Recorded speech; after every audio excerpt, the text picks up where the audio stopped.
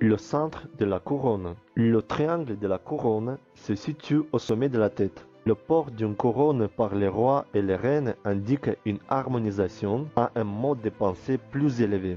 Donc, rien d'étonnant à ce que dans le jargon de design humain, la couronne soit le centre de l'inspiration. Le sommet des triangles pourrait bien être perçu comme une entente réceptrice, recevant son inspiration des dimensions plus élevées. La vérité, le doute et le champ des possibles émergent dans ce centre. La couronne est unique parce qu'elle n'est reliée qu'à un seul autre centre, celui de l'intellect dans lequel elle transfère son inspiration afin que celle-ci soit transformée intellectuellement.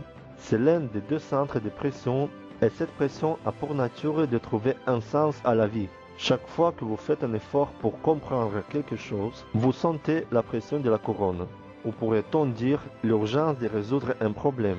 En anatomie, ce centre est en relation avec une glande peu connue, la glande pinéale de taille d'un petit pois, qui se situe au milieu du cerveau. Cette glande régule le niveau de la mélatonine, suggérant si dans la vie nous sommes réveillés ou endormis, si nous sommes inspirés ou non.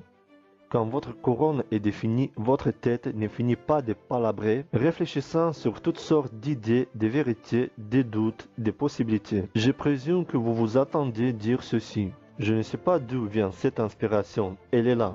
Lorsque la couronne est définie, l'intellect le sera aussi. La couronne ne peut pas être définie que par son lien avec l'intellect. Il signifie que vous êtes quelqu'un qui réfléchit sans cesse, réexamine tout et cherche de grandes idées et de nouvelles réalisations. Votre esprit est brillant, mais vous devez comprendre que l'intellect et l'intelligence ne sont pas la même chose, parce qu'il vous faut apprendre à utiliser cet intellect. Si vous avez la couronne définie, votre activité intellectuelle intrigue les autres. Votre évaluation du monde incite à une réflexion approfondie. Cela veut dire que vous êtes perçu soit comme une présence antisolente, soit comme une présence quelconque. Tout dépend de vos talents de communication. C'est seulement au centre de la couronne que l'on perçoit le murmure de l'esprit cherchant à se faire entendre. Le maniement des concepts nobles, lui, est naturel, ce qui peut éventuellement conduire à beaucoup de stress, car comment rendre ces concepts pragmatiques ou comment les divulguer aux autres de façon cohérente? Il y a en vous un profond besoin de tout comprendre et de tout expliquer qui, s'il n'est pas maîtrisé, aurait le potentiel de vous rendre fou. Je reconnais qu'il peut être mentalement épuisant d'avoir la couronne définie. Par contre, c'est vraiment gratifiant lorsqu'une inspiration vous conduit au contentement. Quand votre couronne n'est pas définie, vous êtes ouvert à toutes les inspirations qui vous passent par la tête à chaque instant. Vous êtes inspiré où que vous soyez, dans toutes sortes de situations et de compagnies, parce que vous êtes vulnérable au design des autres. C'est une des raisons pour lesquelles vous aimez vous plonger dans des environnements aussi inspirants que les galeries d'art, les salles de cinéma et chercher la compagnie d'artistes. Cependant, cela peut vous faire tourner la tête par la multitude de pensées et d'inspirations que les autres déclenchent en vous.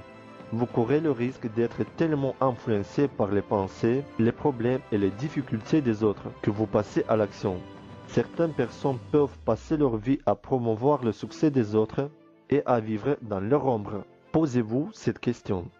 Pourquoi est-ce que je passe autant de temps à réfléchir aux choix ou aux idées des autres? Refusez de vous laisser happer par la conceptualisation cérébrale qui envahit votre couronne et qui provient des designs extérieurs au vôtre.